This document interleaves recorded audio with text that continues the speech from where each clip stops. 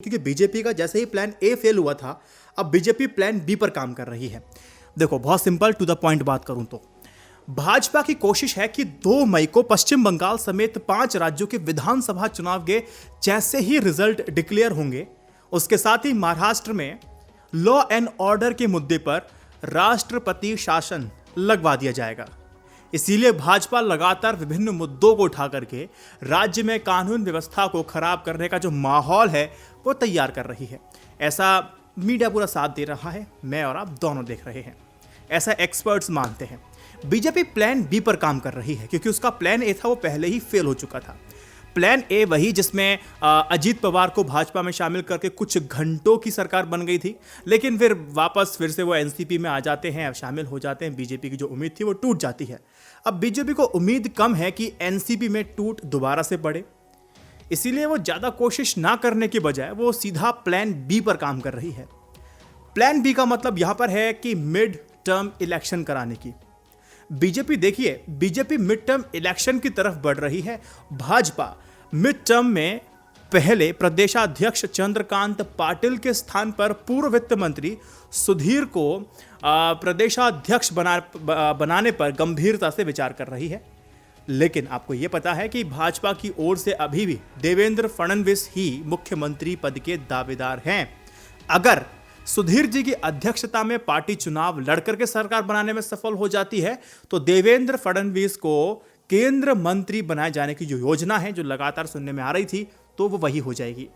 अब तक महाराष्ट्र में 3 बार प्रेसिडेंट रूल यानी कि राष्ट्रपति शासन लग चुका है। 1980s में लग चुका है, 2014 में, 2019 में। टू द पॉइंट बात बताइए। अब एक और खबर, टू द पॉइंट समझिए। अशोक विश्वविद्यालय उन विश्वविद्यालयों में से एक है जो भारत और विदेश दोनों में पॉपुलर है, प्रसिद्ध है। पिछले कुछ महीने में इस प्राइवेट यूनिवर्सिटी की जो छवि है वो खतरे में पड़ गई है। अशोक विश्वविद्यालय के सुर्खियों में आने के पीछे का कारण विश्वविद्यालयों के कुछ प्रोफेसरों के इस्तीफे हैं। जुलाई 2019 में ये जो विवाद का जो नींव थी पड़नी शुरू हो गई थी। जुलाई 2019 में famous political analyst, Indian express में आपने एडिटोरियल पढ़े होंगे, प्रताप भानु मेहता ने अशोक विद्यालय के कुलपति यानी कि वाइस चांसलर के पद से उनको हटा दिया गया था। मामले की जड़ यह है कि प्रताप भानु मेहता ने मौजूदा सरकार की नीति, राजनीति, उनकी शख्सियतों को अपनी आलोचना का विषय बनाया हुआ था और ऐसे करते हुए मौजूदा सरकार के सुप्रीम लीडर को भी अपने लॉजिकल तर्कों के साथ निशाने पे लिया था। जब मेहता जी को कुलपति पद से हटा दिया जाता है, उसके बाद से वहीं पर वो पढ़ाते रहते हैं। उनकी जगह चीफ एडवाइजर मलबिका सरकार ने ली। मार्च 2021 में प्रोफेसर प्रताप बी मेहता ने पूरी तरह से विश्वविद्यालय से इस्तीफा दे दिया। इसके बाद यही टॉपिक डिबेटेबल बन जाता है। अब सुब्रमण्यम ने मेहता के 2 दिन बाद इस्तीफा दे दिया। अब जब इस्तीफा दिया, उन्होंने कहा कि एकेडमिक फ्रीडम को बनाए रखने में ये अशोक विश्वविद्यालय अक्षमता से जुड़ा हुआ है। देखो, आपको मैं बता दूं, ये सुब्रमण्यम कौन है? ये वही सुब्रमण्यम है जिन्होंने 2014 से 2018 तक नरेंद्र मोदी जी के सरकार के CEA यानी कि चीफ इकोनॉमिक एडवाइजर थे। और अरविंद सुब्रमण्यम ने अपने पद से इस्तीफा दे दिया था उस वक्त। फिर उन्होंने 2020 जुलाई में अशोक विश्वविद्यालय में शामिल हुए थे। अब इस इंसिडेंट के बाद कोलंबिया विश्वविद्यालय और ऑक्सफोर्ड के प्रोफेसर सहित 150 से भी ज्यादा एकेडमिशियन ने अशोक के ट्रस्टियों और एडमिनिस्ट्रेटर की भूमिका पर सवाल उठाते हुए एक बयान पर हस्ताक्षर किया है।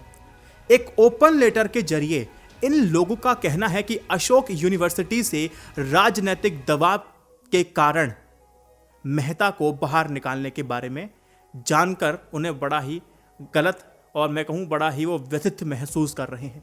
लेटर में यह भी लिखा गया कि मौजूदा भारत सरकार के एक प्रमुख आलोचक और अकादमिक स्वतंत्रता के रक्षक वह अपने लेखन के लिए एक टारगेट बन गए थे। ऐसा लगता है कि अशोक के ट्रस्टी उनको अपने संस्थागत कर्तव्य के रूप में उनका यानी कि प्रताप भानु मेहता का बचाव करना चाहिए था। इसकी बजाय उनके इस्तीफे के लिए दबाव बनाया गया था। ये शर्मसार कर देने वाली बात है।